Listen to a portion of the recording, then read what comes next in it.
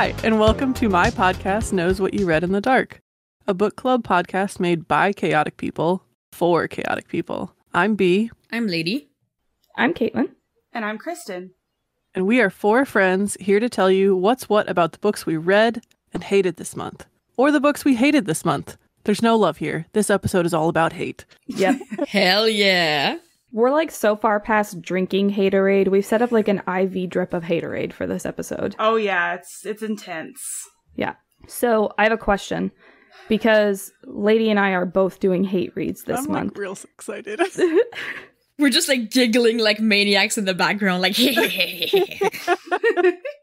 Well, you've been hyping it like for the past month. Like Bee and Kristen know vaguely what we're doing. They obviously don't know exact particulars because we saved that for the day of, but I want to know, which book are you more scared to hear about, mine or Lady's? I honestly think it's Ladies, just because like I know the author that you're doing, Caitlin, and so like I know that there's probably bound to be like hilarious shit in there, but Lady, like we're going in blind. I don't know anything, so it's like terrifying to me. It's completely terrifying. At first, I was going to say Caitlin because it's kind of Caitlin's MO to like spam the group chat we have with like the most horrendous things, like things that make you want to like wonder and question your God about why you have eyeballs. Yeah. And so, but then I just remembered when Kristen was saying, like, I do know the author that Caitlin read. So I don't know if it's like The Devil You Know versus The Devil You Don't. Now that I finished my book, I honestly am more scared for Caitlin than mine. Oh God. Oh dear. I'm more scared for mine just because I had to read it. Yeah, that's traumatizing. Yeah, when I was sitting on the couch with Ryan, we were eating dinner like 15 minutes ago. He asked what book I was doing for this month. And I told him, because I told him all about the other ones that I read by this author. And I told him what book I was doing this month. And I recapped some of the highlights for him. And he was just kind of like, what? Why? So I just can't wait. Since I haven't been able to talk to you guys about this book, I've been reading every weird snippet I could find to my partner as I was reading them. Like every night I would come home and be like, here's what happened in this stupid book today. Oh, that's a real one. And he is so done. Yeah. He's like, no, you're cut off. Yep. It's like after tonight's recording, it's going to be a celebration in your house. Just Oh yeah. Yeah. I mean, I don't know what to do with this book now. I guess I'll keep it. Maybe. Seems more like a punishment for you than anything. Yeah, like I don't know that I would want that trophy. If you want to only put it on your that. bookshelf when someone visits that you want to leave. Like, It's not as embarrassing as what Caitlin is reading. So I guess I'll get started. Yeah.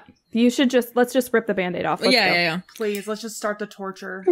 So I'm in a bit of a reading slump. It's not that I can't like get myself to read. It's more that I end up disliking everything I read. It's been going like for a month or so.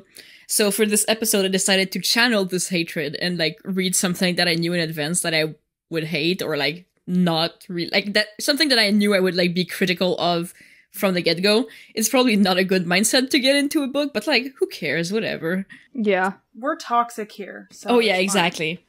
So before I even tell you how I found this book, I need to tell you a little bit about it. So for this episode, I read The Office of Gardens and Ponds by Didier Decoing. Has any of you ever heard of this book? No. Okay, that's what I was thinking. So this book is set in the 1100s and it starts in the tiny Japanese village of Shimae. Our main character, Miyuki, she just lost her husband, and her husband was a renowned according to her, fisherman, who used to catch carps so beautiful that they were bought to decorate the ponds in the imperial city of Eiyankyo. And his death, of course, like this being the 12th century, means that Miyuki loses her livelihood. But he did leave behind a few carps, I think like 8 or 10 or something like that. And Miyuki has decided that she must honor him by bringing them to the imperial city herself. And this book is basically a road trip during which Miyuki remembers her dead husband and like all of the great moments that they had together. most of which consist of them having sex and only her husband coming. Surprise! This book is What? sexy. So wait, are these supposed to be like good memories? Because it doesn't sound good. That's was my biggest like thing with it. I'm like, you tell me off the get-go that he takes his pleasure and she does not. And like, why am I supposed to like, is this a book about grief? I don't know. Is this a book about love? According to the author, it's a romantic story. No, it's not. But to Doesn't me, sound that way. from the get-go, you tell me that this guy never like didn't bother making her come and stuff like that, and I'm like, why was she with? I mean, I guess she's with him because she didn't have a choice, but like, why am I as a reader am I supposed to like this guy? I do not know. Lady, I gotta tell you, when you first started this summary and you were talking about like fish and carps, I never dreamed in my wildest imagination that we were gonna get down the path of this being a sexy book. Yeah, I didn't think this is where we'd end up. It gets worse. Look, and I'm going to out myself as an Inuyasha fan. So, like, you were starting to talk about this, and I was like, medieval Japan. All right, I'm with you. Like, tell me more. And then, what? The author really, like, did his research. Like, it's, like, I went into this thinking, like, this is a book written by an old white man. And clearly, I'm sure there's some things that are wrong, but I'm not a historian. I do not know if those things are right. Just some of the things sound wrong to me, but maybe they were accurate back in the day. Like, he does make, like, footnotes about, like, oh, like, Japanese names, you usually put the family name first and then you put the first name. But then one of his characters is named Nagusa Watanabe. And Watanabe is more of a last name than a first name. Mm-hmm. And yet he uses it like it's the person's first name and not their last name. And I'm like, that's kind of weird. I don't know if, like, that's a historical thing or if just, like, he didn't dig deep enough to be like, this is not a last name. This is not a first name. It's a last name kind of thing. But everything else sounds about... It's a good trip into history. It doesn't sound like anything that rings any, like, bells for me that are wrong. But then again, what do I know about history? Nothing. But yeah, this book is supposed to be sexy. And the reviews on the back of this book call it poetic and, like, sensual. And when I won't debate the poetic part of these claims, I definitely have issues with, like, the sensual parts of this claim. Yeah. And I don't know who this is sensual for. I worry for the people who think this is hot. I'm still stuck on this. Like, what? So there's never a point in any of the scenes where, like, she orgasms. It's not clear. Like, she masturbates to those memories, but it doesn't, like... Of, like, how it should have ended? Like, what? I was like, I can't imagine, like, finding any kind of pleasure out of remembering that your husband was bad at sex. Like, what? Like, no thank you. I literally do not know. So this is where I reveal to all of you how I found this book, because I think this is the juicy part of it. No. Oh, now I'm really, really nervous. So, if you're into erotica at all, you probably know that there are awards for badly written sex scenes, and one of these is the Literary Review magazine's Bad Sex and Fiction Award. In their words, the Bad Sex and Fiction Awards is meant to honor the most outstandingly awful sex scene in an otherwise good novel. And in 2019, the award resulted in a tie. And while the sex scene for both were bad, like, this one really caught my eyes. So, are you ready for me to read you some smut? I will read the scene to you. Oh, okay. Please do. I'm dying for it. It's gonna be so uncomfortable. Oh, we're starting with this. All right, hold on. Can I just say, we're not gonna get any better. No, it's gonna get worse. We're gonna get a lot worse. If I'm gonna get waterboarded, I'd rather just get it over with. So let's all right, let's do this. Oh, also, keep in mind, this book was translated from French, so I read it in French, and I wanted to buy the English version because I wanted to buy the English version so I could read some of it to you, but all of the sex scenes were absolutely bonkers, so I decided instead I'll read you this one and we'll go from there. Like, you don't need to hear more, this is enough. Okay. Chetsuro moaned as a bulge formed beneath the material of his kimono. A bulge that Miyuki seized, kneaded, massaged, squashed, and crushed.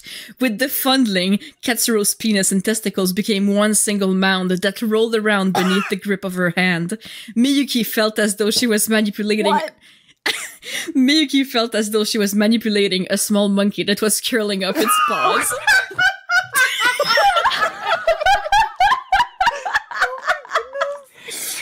I love that I managed to read most of this without laughing. It is a good thing we're not recording faces, but my face was just like more and more shock with each like syllable that you said. No. What was it? You had like a series of like kneading. What I don't even remember them Crushing. now, but it was just like, oh god. When she read crushing, I was like, "You're doing what?" Yeah, I lost it at crushing. That's where I was like, I had to mute myself. Why are you crushing it? I don't. Why is she doing it fondling it wrong. and making it into one single mound? One. One mound. That's not how that works. No. That's not remotely how No. that works. Why did she compare his junk to a monkey? No monkey's To paw, a right? monkey. A monkey's Yeah. paw curling, So before I started reading this book, I was expecting this sex scene to be a one-off. You know, like those literary awards, those like bad sex awards. It's like a mostly normal book, and then someone tries a sex scene, and it's bad, but like that's like the only sex scene in the book. But no, none of the sex scenes in this book are normal. They're all buck wild. And since, as I said, I did not buy the English EPUB, and I can't possibly read all of them to you anyway, I've prepared a game! Oh god. Yeah. This is the first here. It is a game, like, inside of a book report. All right. I have here 5 statements, and only one of them is false. Can you tell which one? Okay. Number 1. Miyuki slips her tongue into her husband's nose, which makes him moan, and then she fucks herself on his nose. Number 2. While masturbating, Miyuki pulls out her tongue and strokes it like it's a dick. Number 3. Miyuki becomes a prostitute, and when she goes down on her client, she compares him to how her husband tasted of raw fish and bamboo shoots. Oh. Number 4. An erection is described as a cock, quote, looking up towards the sky as if to howl at the moon. And number 5. Miyuki has a sex dream where the head of her husband's cock transforms into the mouth of a fish, complete with little barbels to tickle her clit. How am I supposed to choose? Those are all literally fucking insane.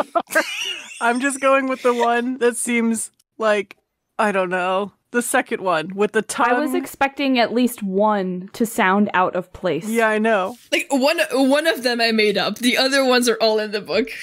I don't know. Can you read the third one again? The third one is Miyuki becomes a prostitute, and when she goes down on her client, she compares him to how her husband tasted of raw fish and bamboo shoots. I feel like that one's probably true. I agree with B. I'm gonna go with 2. This is like the other game from the other recording with It is. like, It's the like the wild Locked stuff Tomb game. from Locked Tomb. Which one is the most fucked up? That was like- Oh my god, I don't know. But 2 doesn't seem the most fucked up, but I feel like because that one talked about her deriving some sort of pleasure potentially. That's why I'm going with number 2. I'm going with 4. What was 4 again? I don't even remember this whole list. You're all wrong. Oh my god. Which one- one is it? The one I made up is the one about her being a prostitute and going down on her client. She does compare her husband's taste to raw fish and bamboo shoots, but that was after kissing her dead husband's dick when he was dead and comparing the taste of the dead penis to the live penis. Lady, Shut the fuck up. I'm hanging tell up. me. Goodbye. I'm hanging up this call. please tell me.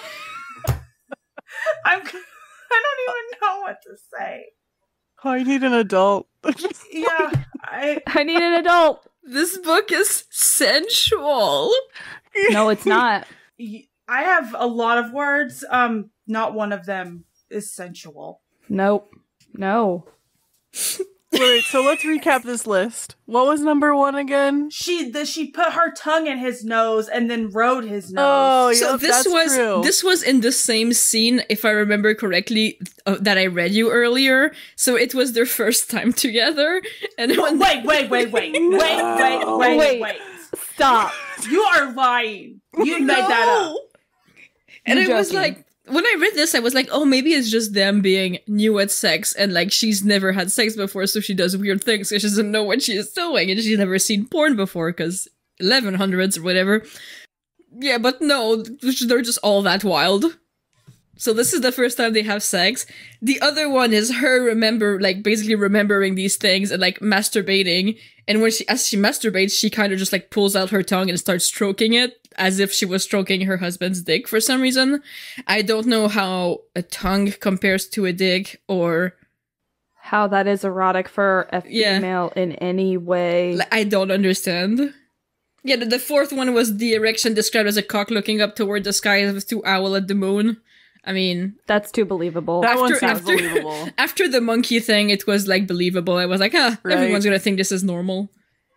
You should have counted how many like times a penis was referenced, like was compared to an animal. Literally, my notes for this part is how many times are we gonna compare penises to animals? Like, why are we doing Oh this? God.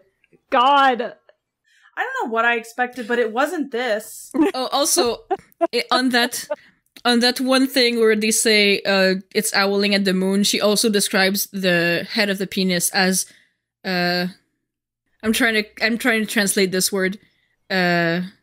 Pointy and red. That needs to be checked out by a doctor. Yeah, no. No, I was Pointy? like- Pointy and red. I do not like that. I hate it, actually. I wonder with these kinds of like when this whole literary awards, but like when you read some of these scenes, because I remember reading one like 2018, whatever year it was, but it was just like literally, how does an author write it like this? Like just anyone who has had any sexual experience, like how do they end up writing it? You said a man wrote this? A man wrote this, and I watched Yeah, an interview with him, and like he seemed like a normal old man, and I guess That's the problem. I mean, That's I the guess first I red do. flag. Mhm. I do have a soft spot for old men, so like I saw this and I was like, oh, I'm sure he means well, but No. like Mm-mm. Straight to jail. Straight to jail. Do not pesco. Do not collect $200. Exactly. who are these critics that are saying it's like sensual and hot? Like all of the Amazon I reviews. want names. Yeah, all of the Amazon reviews are like 4 stars, 5 stars, and I'm like, did we? No. I mean, it is Same beautifully people written. reading Like this, Colleen Hoover or something. Yeah. That, like the people from Book Talk that were just like, are we reading the same books?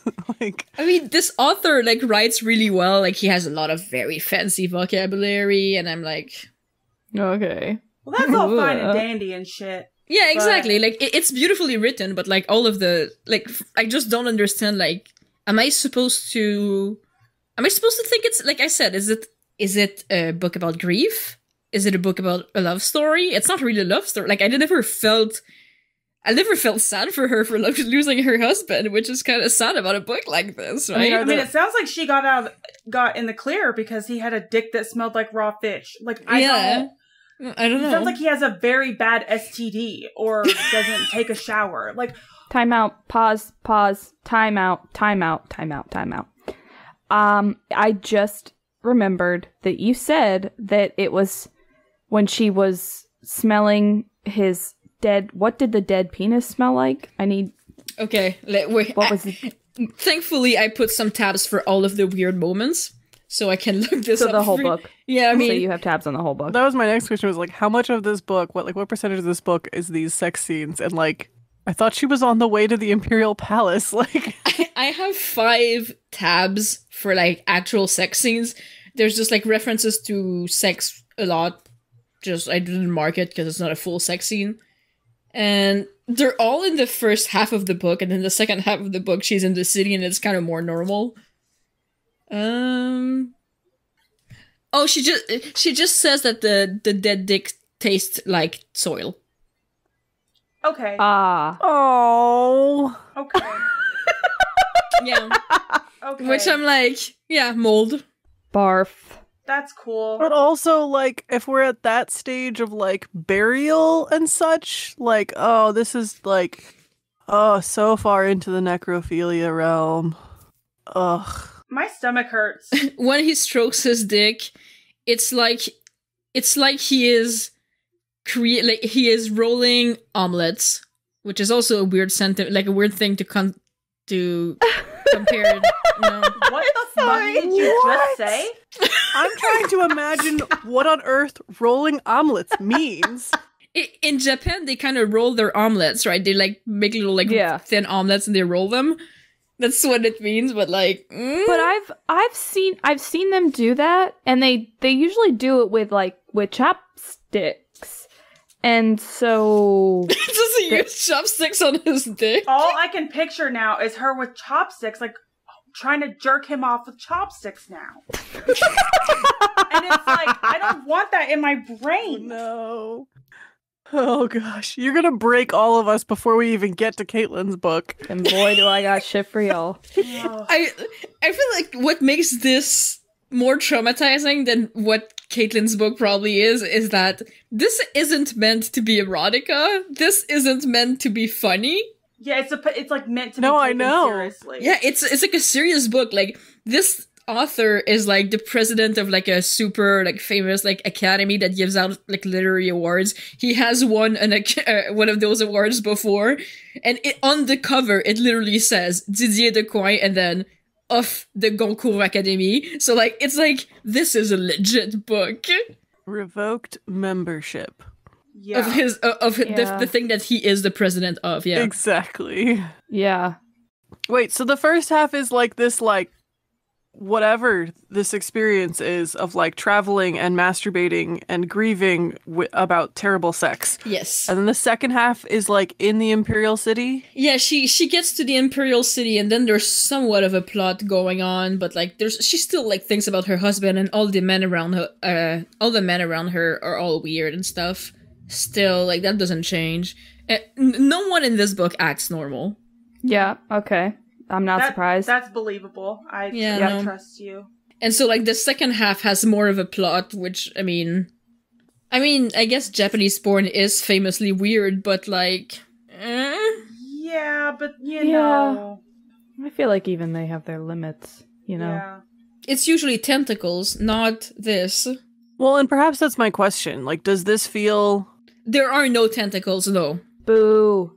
0 out of 5 stars. But does this feel like it does a disservice to trying to, like, convey, like, real human stories? No, like, it's clearly, like, a fictional story.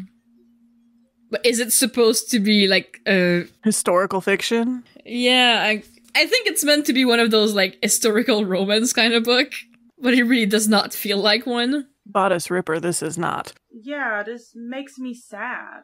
I'm looking through my notes and the stuff that I've highlighted. I have one here where it talks about how monks basically like really liked young boys. And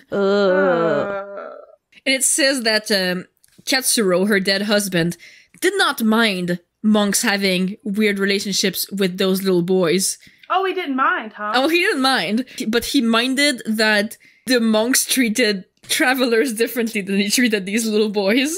Oh, okay. And my note is just like, oh, what a man. It reminds me of that quote from, I think it's like Community, where she's like, you can excuse racism? Excuse racism, but I draw the line at animal cruelty. Like, it's the same vibes.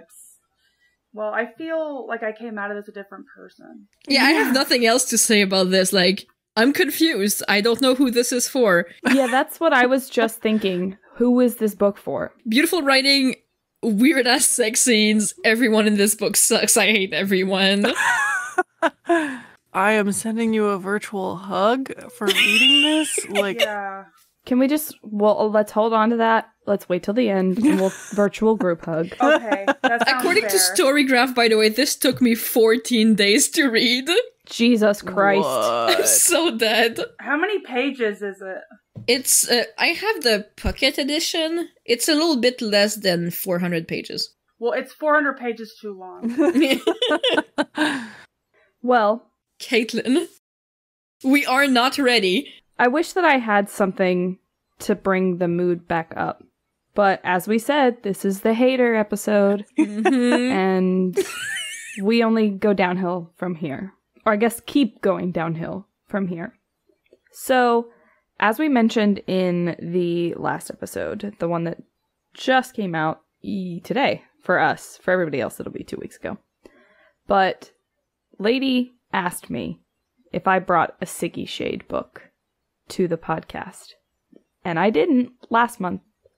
But I did this month. Oh. Lay it on us. I was gonna say, and this is not the one that you read about and talked to the group chat about. Like, No. Nope. I've seen a couple of quotes. I've kept this under tight wraps at my own personal expense because let me tell you, I've been wanting to talk about this book literally since I started it.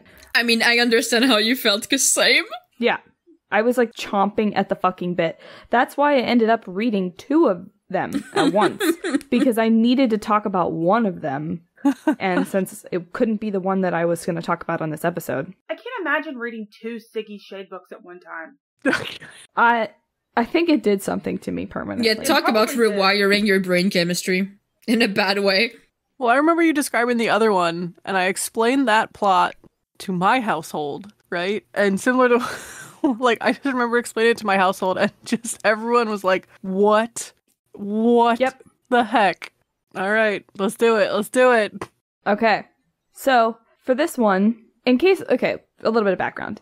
For anybody who does not know, Siggy Shade has recently become fairly popular on TikTok for her monster romances, or I'll say there, I don't know what Siggy Shade's pronouns are, and I tried to find them before I started talking about this, but could not find them. The author of these books is a fucking ghost. The website is literally one page that is like sign up for the newsletter. Their author profile picture is a custom emoji that's like licking a lollipop. Yeah, I saw that. It's so weird. And their TikTok page does not have anything more than that either. I think it's also Chuck Tingle, but with a pseudonym. Do not talk shit about Chuck Tingle. Yeah, no. If I had not read Chuck Tingle, I would probably believe you just based on what my perception of him was. But I have read Chuck Tingle, and there's no way. Chuck Tingle is an artist. Yes. With the big A, capital A. Chuck Tingle is like aware of his persona and aware of what he does. I don't think Siggy Shade, I'm worried about her. Yeah, me too. Honestly. All right. So anyways, the book that I have chosen to read is Stalked by the Boogeyman by Siggy Shade. Okay. All right. We're all just silent. Oh. Her monster romances have recently gained a lot of traction on TikTok for the ludicrous shit that she has put in them.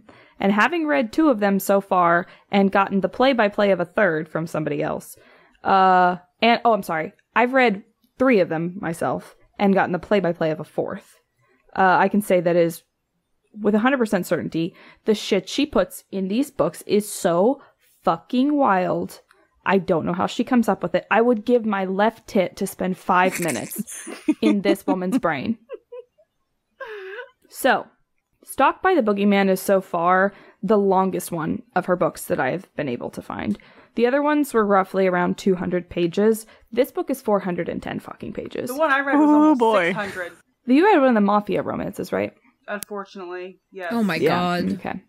The other 2 monster romances that I read were very much like, technically there was plot going on, but we knew that that was not what was important. Like, you could tell just from reading it that that was not what the story was being written for. Well, 200, it's like a drive-by. Yeah. 200 pages? Yeah. We really tried to pull out the plot with this one, and oh fuck, it did not work. Okay. So, Stalked by the Boogeyman revolves around... I don't even want to say her name, it makes me so fucking mad. Alright, so it's Alienor. Oh no, I remember you told us this. Oh, that's right. Yeah. Not Alienor. Yeah. So there's a reason why it is Alienor. And I'll tell you later because I cannot wait to drop that bomb on you. Because she's an alien. No. Oh. I wish. So It's the deadpan. No. one of the things that really like irritated me is in the very beginning she shows how her name is pronounced, by saying like, oh, grandma called me by my full name, never Allie. Not a single person in the rest of this fucking book calls her Allie, ever. Not once. Okay. Cool. Yeah. So Alienor is a witch in a coven of witches led by her grandmother. She thinks that she is being stalked by the boogeyman because ever since she has turned 18 and manifested her magic, she has woken up to her bedroom completely trashed and all of her underwear missing. Okay. Even the clean ones. Well, what's the point then? Oh, I don't know. So every day, all of her underwear goes missing. Yeah, what does she no, buy? it's destroyed. You said it's shredded. No. The room is shredded. The underwear are stolen. Does she buy new underwear every day?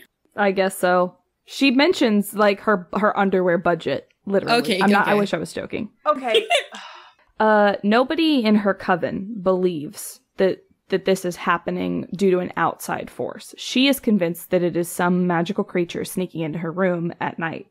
But they all think she has either some kind of weird sleep disorder or that her magic is manifesting in some weird way because she does not have very powerful magic and she does not have great control over her magic. So Alienor decides she's going to prove that it's not her magic causing this and it's not her having some kind of weird sleep thing going on. She's going to film what's going on at night with her phone. Oh no. What bothered me about this is she's 21 years old in the book. So this has been going on for 3 years, and this is her first instance of having this idea. She's been letting them believe, and her like family comes over every morning, and because her magic isn't very powerful, they like use their magic to put her bedroom back together, and like she has a locket that has a protection spell on it so that nothing can harm her or whatever. They like make sure that it's recharged and shit every single day for 3 years. I would have done that immediately. Well, and in 3 years, not one time she woke up in the middle of it. Apparently not. Or even someone volunteered to like stay up and watch. They don't believe her. They just don't believe her. That's their excuse. I wouldn't either if she was so stupid that she didn't even think for 1 second to be like, let me set up a recorder or whatever. Like, I'd think she was full of shit too. My favorite thing is Kristen's vitriol for dumb bitches. Like, it is my favorite thing to hear Kristen go off. Well, use on your dumb brain. bitches. Okay, so if we assume that a pair of underwear is $5, like in general, that means that she spent over $5,000 on underwear since that began. You did the math and I adore you. $5,475 on underwears at least. Yeah. You know, it probably does not cost her less than $5 because she can't buy them in bulk. Because if she buys them in bulk, they're going to be gone the next morning, They're all gonna be gone the next morning. She can't go to Costco. Yeah. I just don't understand why. I don't understand why he takes the clean ones. You're like, I don't get Is it. he gonna wear them? I mean, I'm all for that, I guess. And the reason that he takes her underwear, is exactly what you'd fucking expect. It's totally perverted. So it still makes no reason why he takes the clean ones. Well, it sounds like he's a fucking freeloader. Like, buy your own underwear. Yeah, dude. Well, he doesn't need them, but we'll get there. Okay, well. In our 400 pages of plot. Oh, all right. Okay, so she decides she's going to set up this camera to catch him. She does catch him on camera. He is described as this grotesque monster, but in the same breath. So she says that he has like wings and claws, and these black marks all over his arms and legs, and he has like a fur pelt instead of clothes. Okay. But then she also like talks about how hot he is. He is like he's totally ripped and he's got like a really handsome face. And I'm like, okay, so what's really going on? I was like, which is it? Grotesque and hot at the same time. So she catches him on camera.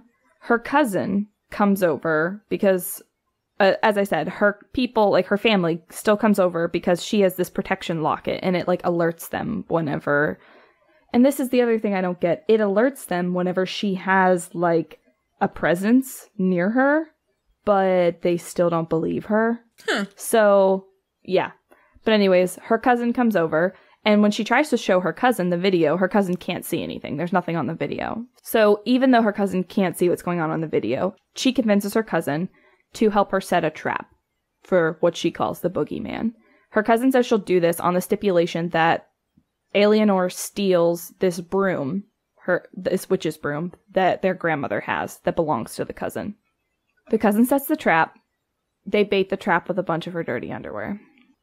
How does she have any dirty underwear when he steals them all? Like, did she just, like... Yeah, I was gonna say, like, where? Oh, no. She buys, like, she gets them, and then she, like, masturbates a whole bunch and, like, rubs them. Oh, okay, of course. That's, like, awesome and so great. Okay. So she knows he's a creep. Yes. Yeah. But he's so hot. Mm. Oh, God. Okay. So she catches him in the trap. It works.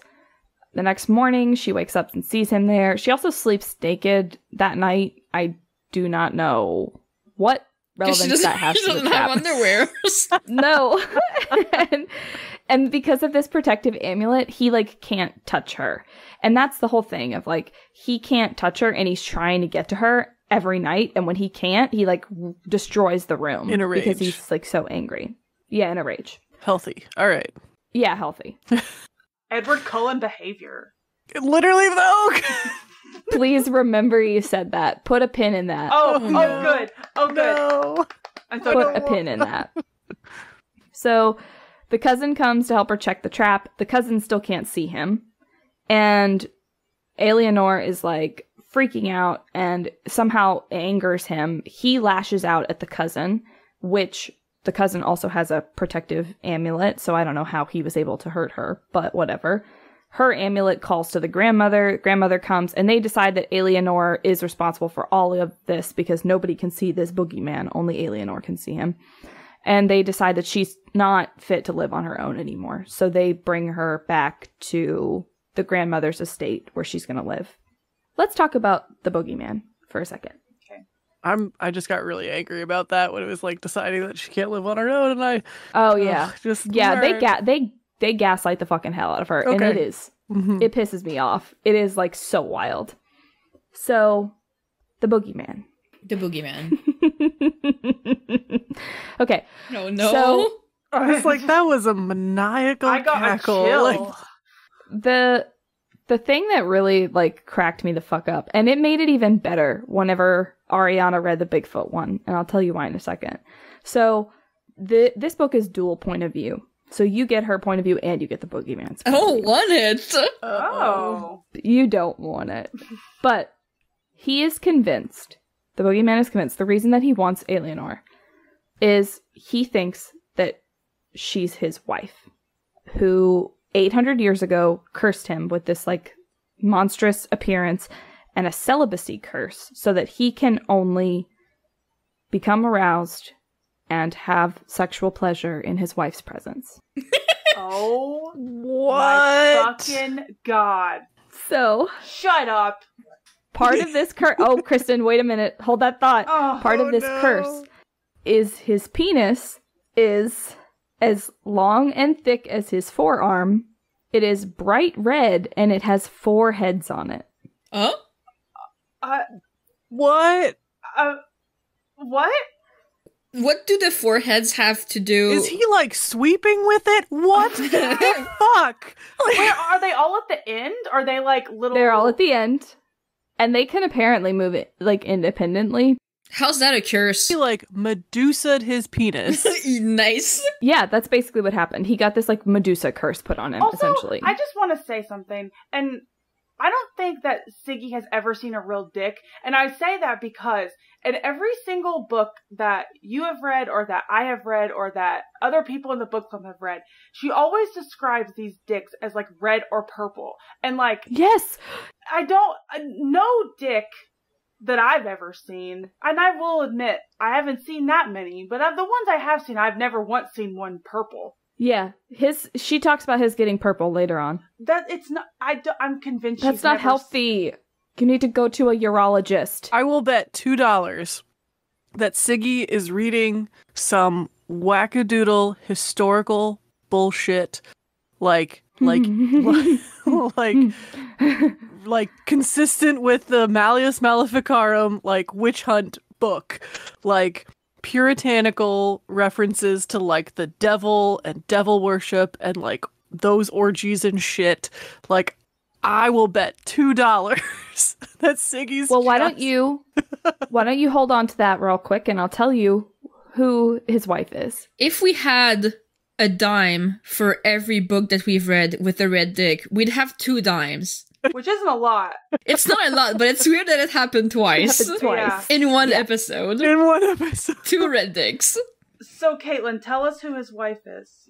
So okay, I'm sorry. It made me laugh so hard when I read it that I had to get up and leave my desk. I was at work. I had to like get up and excuse myself because I was laughing so hard when I read this. Okay, so he was cursed 800 years ago by his wife with this turn him into this grotesque monster. He has this celibacy curse. He can only achieve sexual pleasure in her presence. He has this weird dick that also like a bit apparently just like disappears back into his fur pelt on his legs whenever he's not using it. Whatever. Didn't need that. So he tells Eleanor that his name is Henry, Okay. which the boogeyman's name is Henry. What a What the stupid fuck? fucking whatever. Okay. That's stupid. Sure. You're gonna tell me it's like Winnie Sanderson. Oh, no. It's better than that. His wife is Eleanor of Aquitaine. That's right. It is. Mm. It is King Henry.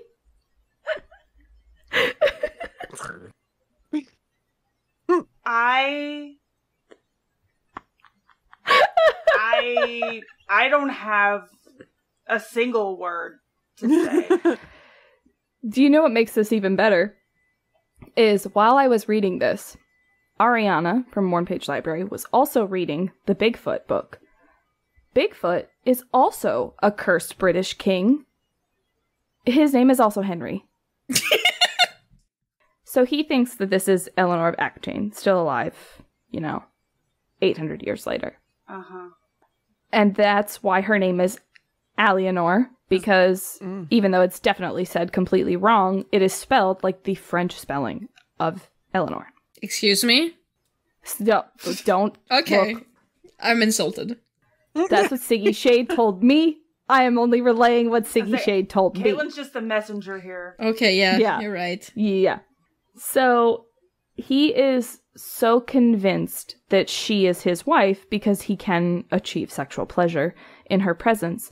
But the sexual pleasure comes in the form of he cannot ejaculate. It's fairy dust. What the fuck did you say?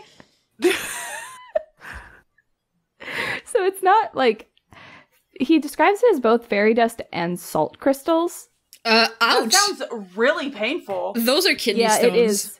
He Yeah. does say it is. He does say it's painful. Yeah. And again, like I said, it's bright red, and I don't know if he just means like flushed skin bright red or red, because I just kept picturing candy red. I was seeing like a ridiculously large Twizzler. Yeah, that's what I'm seeing. Yeah. I don't know why it has 4 heads. So, we're probably gonna get there, but you said that he can like achieve pleasure around her. So does that mean that when he's coming there at night, he's masturbating there? So, no.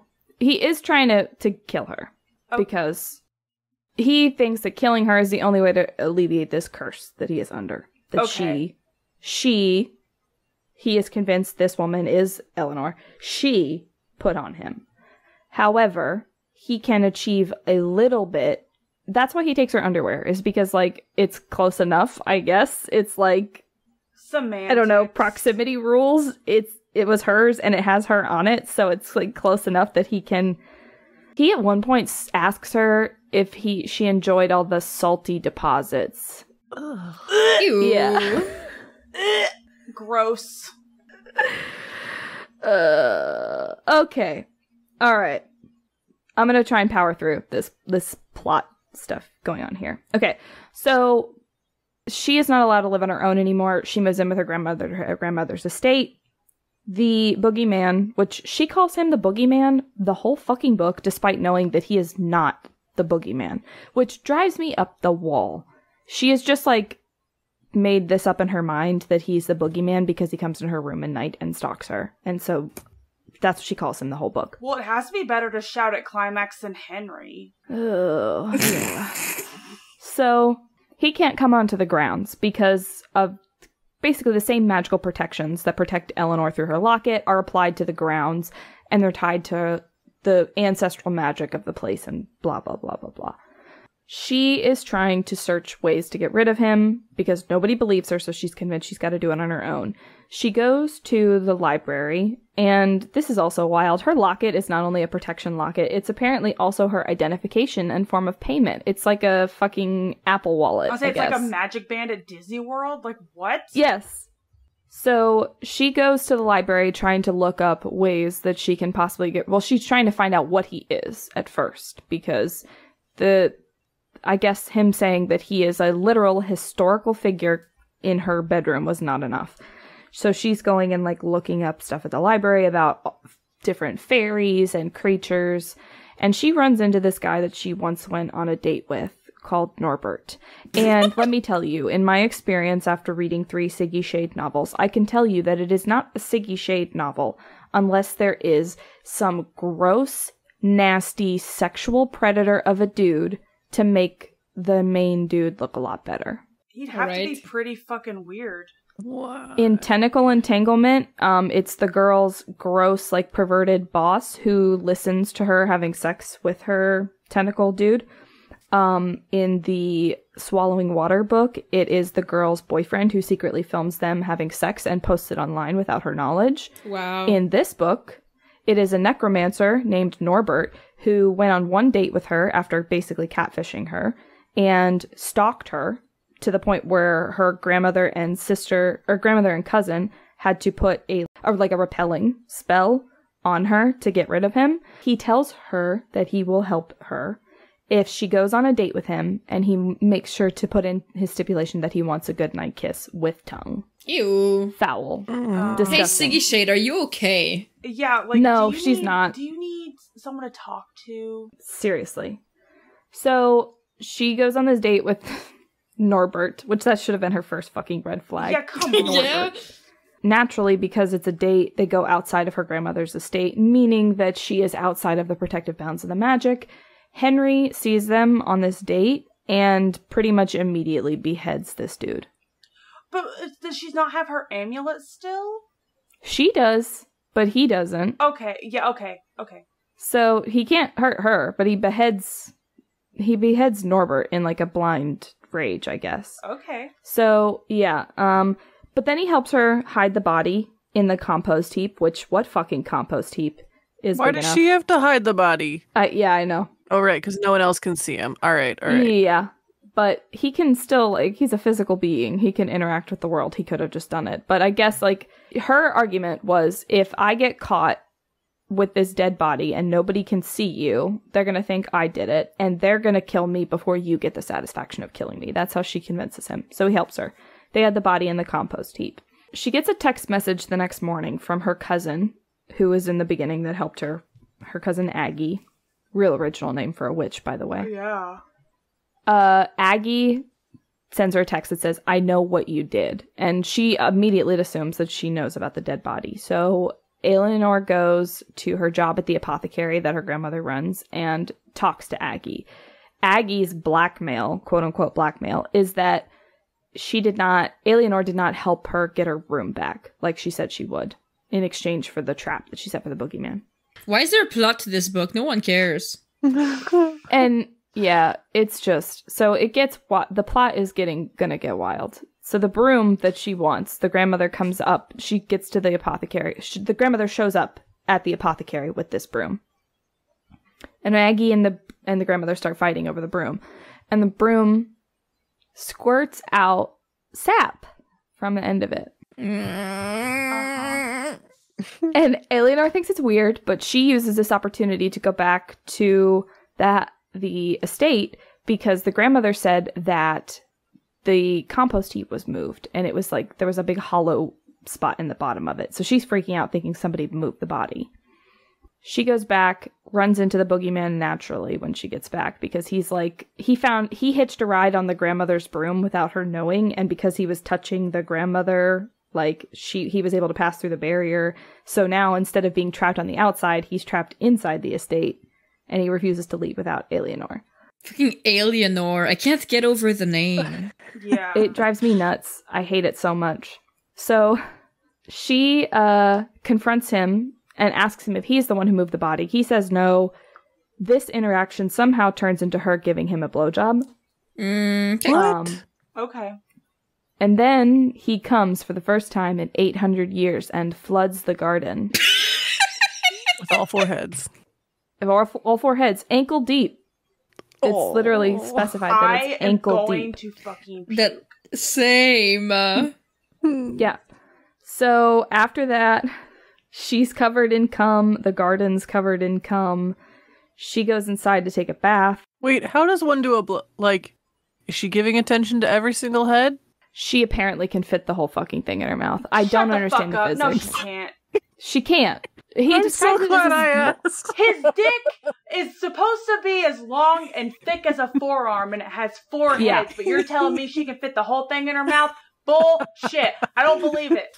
We find out that Alienor is actually a boa constrictor. No, not a boa Yeah. constrictor. A viper Yes. that can unhinge her jaw. Yes. So he says that she can't fit her, like her fingers don't touch when it is around. Like, we're talking like a fucking subway foot long. And this girl is supposedly shoving that whole thing down Yeah, there. I don't buy it. I don't buy it for No. 2 seconds. No, don't buy it at all. But anyways, so and I forgot to mention, but whenever she goes to the apothecary, she like runs into this dog, and she decides to take the dog in, thinking that it is a familiar, that she's been chosen to have a familiar. The dog also shows up after this incident with all the cum, and she invites it into the house and says that she's going to give them a bath. The grandmother shows up and finds the cum everywhere. The grandmother magics the cum away. No! Yeah. She magics it away she says she puts it deep in the ground.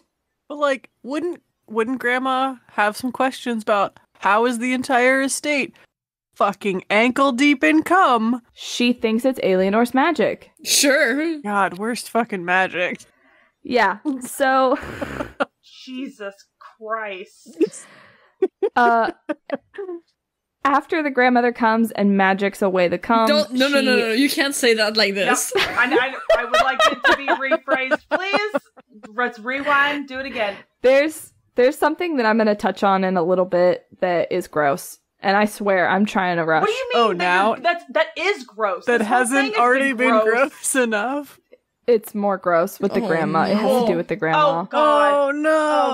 Oh Yeah. Jesus. Okay. Okay, so after the incident, the grandma shows up and thinks that Alienor did this with her magic. She basically tells Alienor that if Alienor can't control her magic, then they're gonna have to take it away.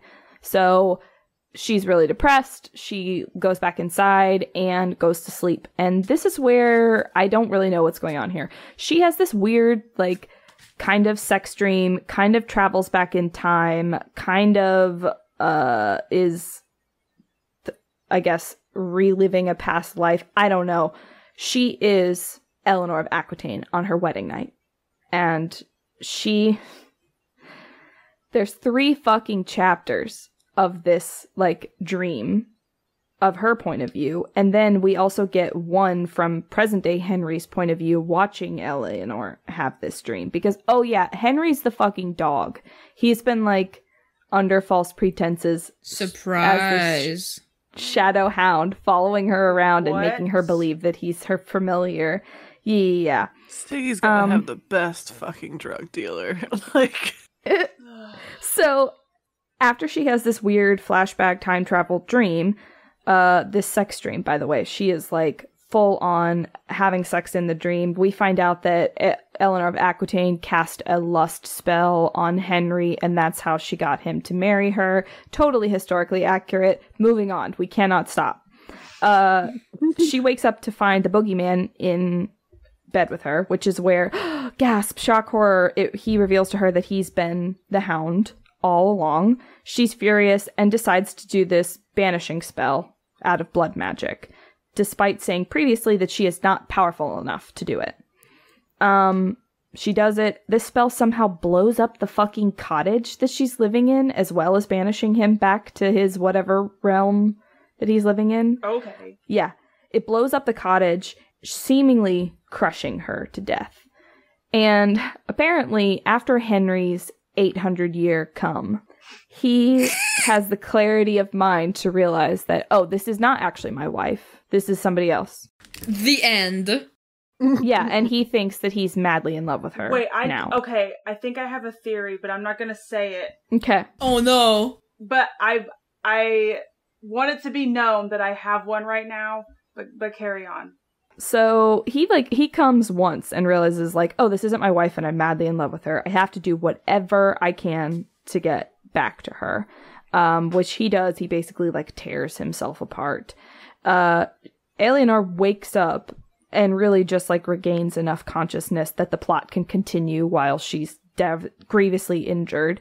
And I use the term plot very loosely, but she hears her aunt and her grandma talking about all of her injuries, I guess to justify to the reader why she's awake, but not really. And let me read you this list of injuries. It's the one I sent in the group chat earlier today, but I think everybody needs to hear it. This is not a list of injuries. This is a dead woman. Like, there's no world in which this would be somebody who lives. It says that she has a cracked skull, a crushed spine, fractured ribs, broken humerus, dislocated kneecaps, multiple lacerations, and 2 ruptured arteries. Girlie, you dead. Dead. She's dead. She's dead. Ruptured Yeah. arteries? Completely fucking bonkers that they expect me to believe that she's alive at all.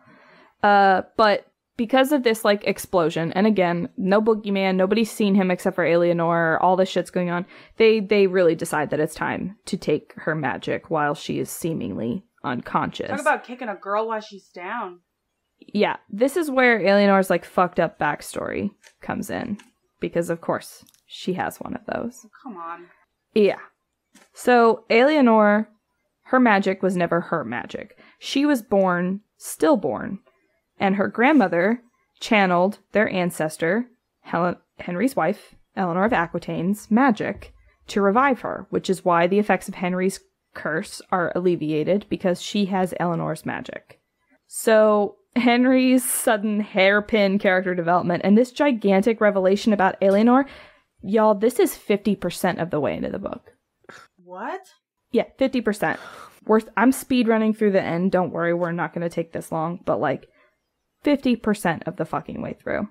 Which left me completely stumped as to what the fuck could possibly happen in the rest of the book. And I wish that I didn't know. I wish I didn't know. Yeah. So she wakes up from having her match. So she wakes up, is grievously injured, and then falls back asleep after they take her magic away from her. And then wakes up a second time after her magic has been taken. And who is there to greet her but Norbert? Because he is a necromancer and he brought himself back to life and sewed his own head back on, I guess. Not how necromancy works. That's not how that... Yeah, it's not how any of it works, but whatever. Henry has also managed to return through... Like, oh my god, okay. So, Henry has also managed to return to the human world.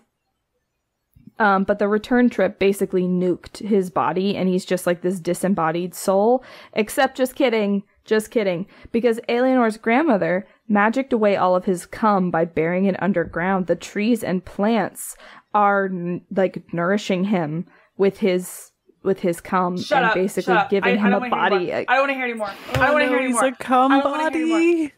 No, he doesn't have a cum body. Honestly, that would make more sense. They are like rebuilding his body. Like a cum golem or something. Nope. Fuck.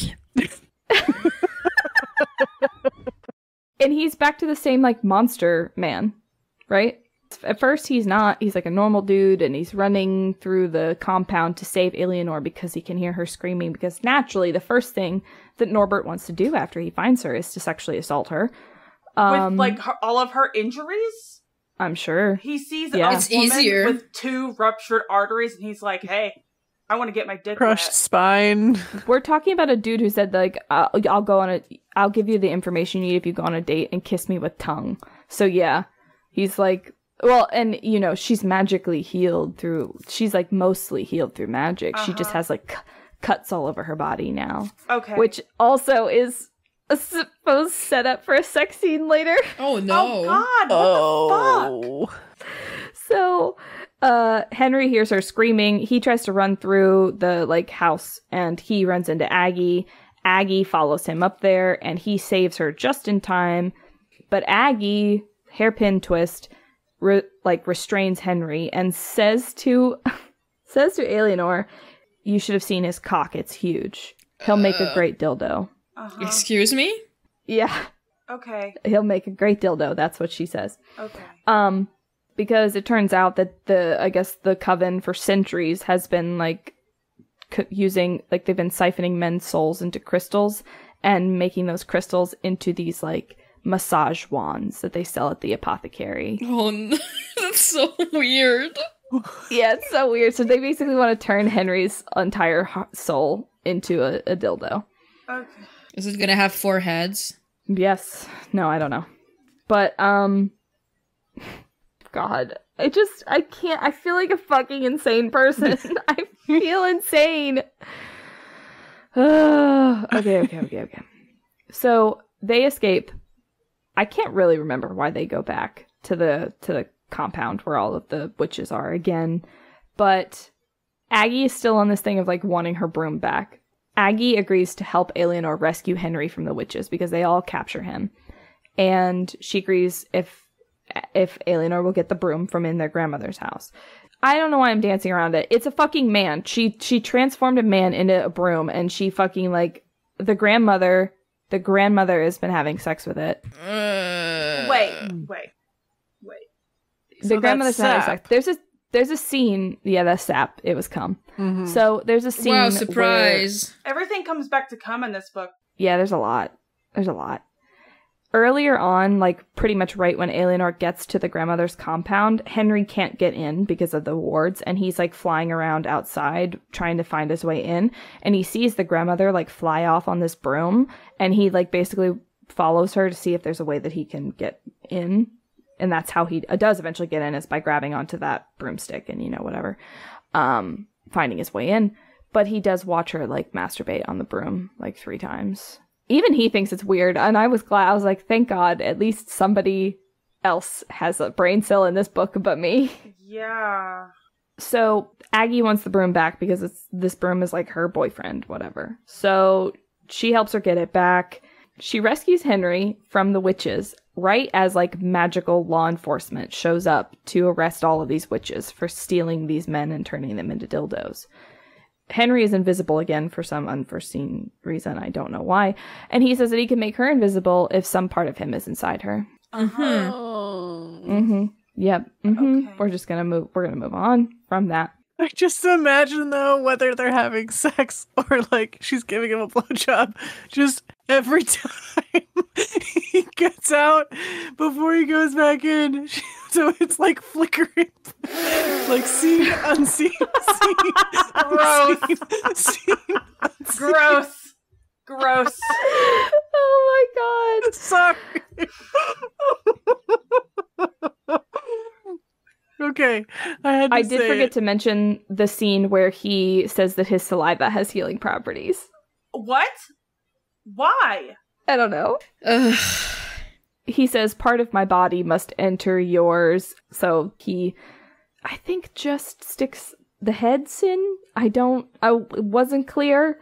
And then she says verbatim, oh God, I can't believe I'm going to say this with my human mouth.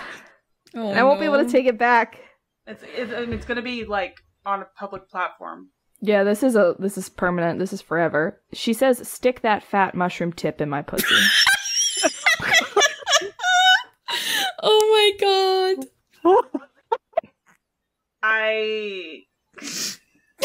Cursed podcast. We're gonna get This is fucking- We're canceling the podcast. Yeah, this is the our last final episode. We're not doing any more after this. Well, God. We're not done yet. We're Oh, so no. close. I'm so sorry. Instead of his curse being broken at the end of the book, he turns her into like the boogie woman, basically. He shares his magic with her. Does she get 4 clips? I was gonna No, say. that's a good question. I'd love to know. But how does he share his magic with her? Well, of course it's in his balls. Oh, of course it is. Of course. Yeah. Where else would it be? Yeah. Yeah, so they have sex and she like turns into the boogie woman. He confesses that he's been in love with her ever since she made him come in the garden. How romantic. Romance isn't dead, guys. Yeah, and then they have like boogie children and they break the entire coven out of jail, even though the coven has been kidnapping men and turning them into dildos. That's the book. That's it. That's the end. That's it. Oh, It is? that's It is. I swear to fucking God. The epilogue is her, like, visiting the witches on this, like, estate that they've magicked into secrecy and checking in on their children, taking a nap. That's it. That's the end. Yep, I'm still betting $2 that Siggy is reading like 17th century, 16th century, whatever, early, like, puritanical witchcraft theories. Kristen, you said you had a theory. Yeah, I was wrong. I thought the whole time, like, her grandma was gonna be the, like, original wife. Me too. So did I. You said something like that there was something gross with the grandma, and then, like, I was like, oh my god, she's gonna be the wife. But, yeah, I was wrong. I also thought that, not only because of, I don't know, just the grandma's weird, creepy behavior with the broom thing, but also because he even comments that the grandmother looks more like Eleanor than Alienor does. It was a red herring. It was absolutely a fucking red herring. Well, I hated this. Yeah. Red herring, red rockets. Ugh! Blocked. I don't ever want to hear about a red forearm length dick ever again in my whole entire life. I mean, I'm hoping it's gonna be the only time we ever hear about that in our lives. Well, conveniently enough, in the book that I read, which is Wicked Lessons, his dick was also red and as long and thick as a forearm. Why? What is wrong with her? Like, it's like I said before, I'm convinced she's never seen a dick in her life. This book does get bonus points from me, though, because there was no urethral penetration. Caitlin, No.